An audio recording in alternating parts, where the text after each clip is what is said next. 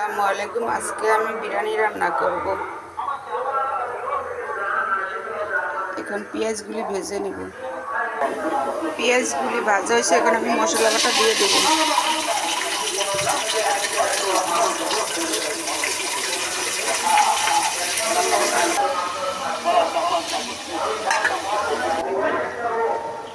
টক দই দিব,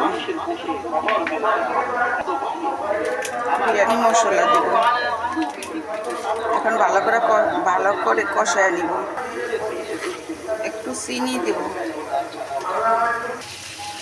ভালো করে কষানো হয়েছে, এখন আমি চাল দিয়ে দেব। চালগুলি ভেজে নেব। এখন আমি মাপ মতন পানি দেব। কয়েকটা কিশমিশ দেব। এখন আমি ঘি দেব। পেঁয়াজ বেরেস্তা দেব। এই ছিল আজকের রান্না। আল্লাহ হাফেজ।